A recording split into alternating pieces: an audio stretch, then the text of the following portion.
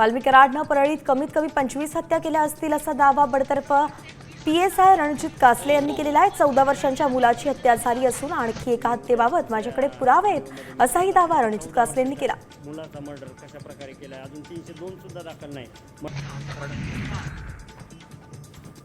महादेव मुंडे हत्या प्रकरणात एकूण 5 संशयित लोकांची चौकशी सध्या सुरू असल्याची माहिती मिळते। तर 10 ते 12 जणांकडे तपास करण्यात आलाय। एका गोपनीय साक्षीदाराकडे सुद्धा तपास करण्यात आलाय। संशयित आरोपी गोट्या गित्तेला ताब्यात घेण्यासाठी पोलीस मुंबईकडे रवाना झालेत।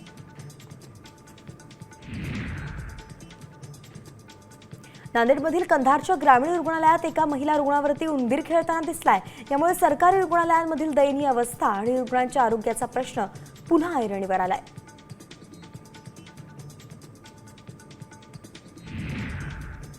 छत्रपती संभाजीनगरमध्ये बनावट विद्यार्थी दाखवत 6 कोटी लाटल्याचा प्रकार समोर आला होता। आता आदिवासी विकास प्रकल्प विभागाकडून त्या रकमेची 12% व्याजासह वसुली करण्यात आली आहे।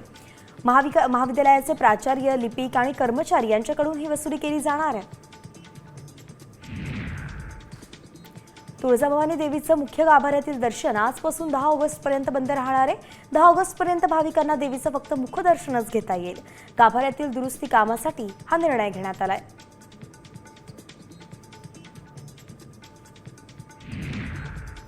यवतमाळ जिल्ह्यातील भाजपचे कार्यकर्ते तेजस ठाकरेंनी शिंदेंच्या शिवसेनेत प्रवेश केलेला आहे। उपमुख्यमंत्री एकनाथ शिंदे आणि मंत्री संजय राठोडांच्या उपस्थितीत हा पक्षप्रवेश झाला। बुलढाण्याच्या मेहकरमध्ये शिंदे गटाला धक्का बसलाय।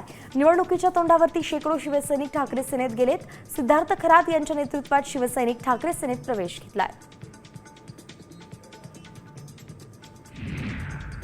अमरावतीमध्ये वाळू माफियांची दादागिरी समोर आलेली आहे। भातकुली तालुक्यात कारवाईसाठी आलेल्या तहसीलदारांच्या अंगावरती ट्रक घालण्याचा प्रयत्न झालाय आणि या प्रकरणी बडनेरा पोलीस स्टेशनमध्ये तक्रार दाखल करण्यात आली आहे।